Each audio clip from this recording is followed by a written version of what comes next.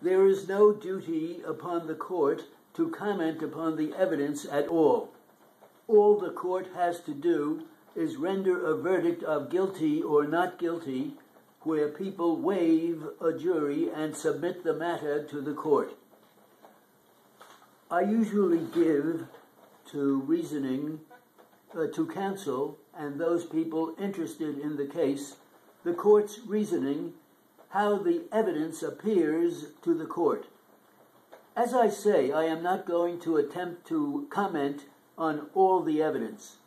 There is no duty on the court to comment on it at all. Suffice it to say that if this defendant's story is to be believed, he is not guilty of murder or even manslaughter. If his story is to be believed, he did not even cut the man. The man stabbed himself or got cut in the scuffle, if he is to be believed. I do not mind saying to you that it is hard to believe his story. His story is quite unbelievable. It does not ring true that this man can go into a tavern 2 or 3 times and there be no objection by reason of his nationality. But on this particular occasion, the last time, the deceased comes up to him and calls him a vile name and starts to struggle with him with a knife. Now, counsel, things just do not happen that way. If that was all the evidence in the case, why, I would have to find the defendant not guilty.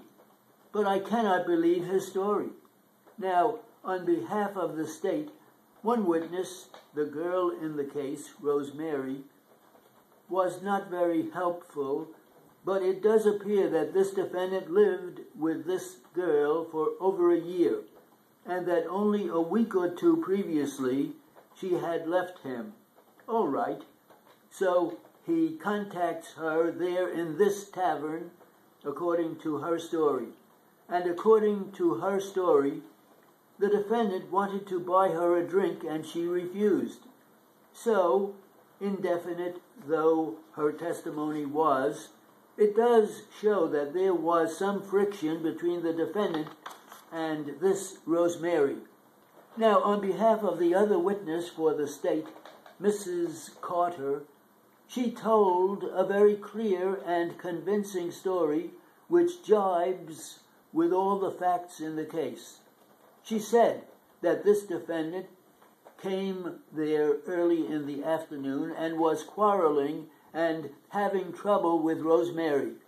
The deceased tried to get him to stop and finally put him out of the place sometime during the afternoon. Later, the defendant came back after having the trouble in the afternoon and again had some contact with the girl Rosemary.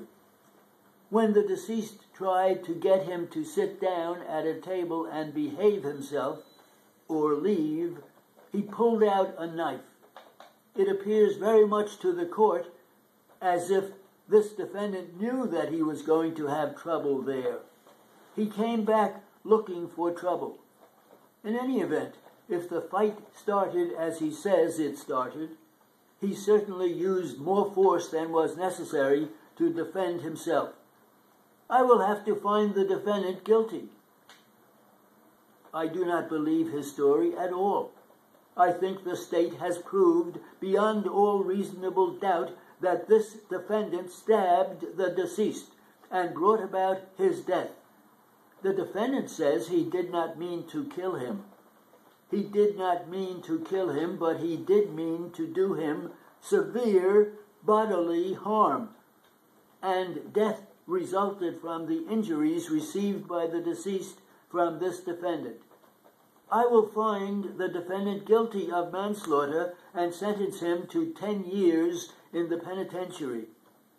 Reverend, I wish you would go out with him and explain to him. Just go out with him and explain to him what I said I want him to understand.